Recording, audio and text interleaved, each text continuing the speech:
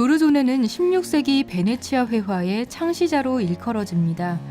베네치아 회화는 풍성하고 화려한 색감으로 극적인 그림을 만들어내는 것을 특징으로 합니다.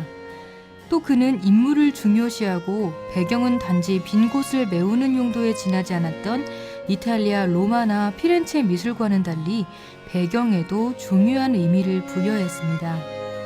조르조네는 풍경을 독자적인 주체로 만들었고 17세기의 풍경화가 당당히 회화의 한 장르가 되는 기초를 마련했습니다. 그가 그린 폭풍은 풍경화의 시초라고 여겨지기도 합니다. 그만큼 폭풍에서 풍경은 작품의 주인공격이고 분위기를 결정짓는 중요한 요소입니다. 그래서 작품 제목부터 폭풍이라고 드러냈습니다. 하지만 이 작품에 대해서는 밝혀진 것이 거의 없어 풍경에 대한 정확한 해석이 없는 수수께끼 같은 작품이기도 합니다. 이 작품에 관한 가장 오래된 기록은 1530년 가브리엘레 벤드라민과 마르칸토니오 미키엘이 남긴 글 한 편입니다.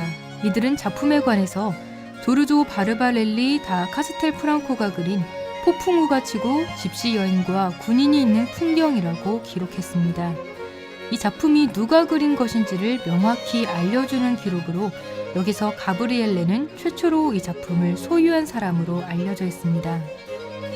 이 기록대로 그림 왼쪽에는 군인이, 오른쪽에는 집시 여인이 자리하고 있습니다.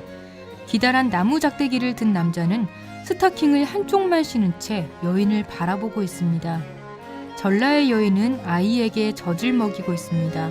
그런데 굳이 아기를 몸 안에 품지 않고 옆에 둔 채로 불편하게 젖을 먹이고 있습니다. 조르조네는 왜 이런 자세로 여자를 그렸을까요? 남자는 군인이라고 기록되어 있지만 복장은 군인이라기보다 양치기에 가까워 보입니다. 남자의 뒤쪽에는 짧은 돌기둥 조각상이 있는데 의미는 알 수 없으나 남자와 여자 사이를 가르는 기준선 역할을 하는 것처럼 보이기도 합니다. 이 작품의 배경은 목가적인 풍경입니다.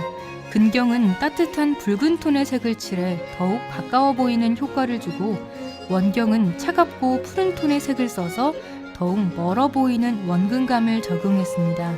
그림의 양쪽에 솟은 나무들은 좌우 대칭을 이루며 관람자를 그 안으로 초대하는 듯한 느낌이 듭니다.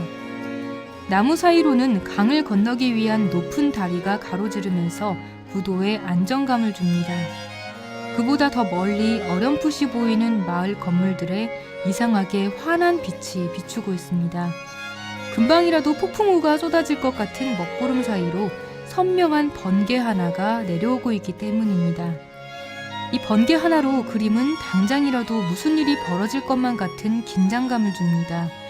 대체적으로 잘 그려지지 않는 번개가 이 작품에 등장하면서 시선을 잡아끄는 중요한 요소가 됐습니다.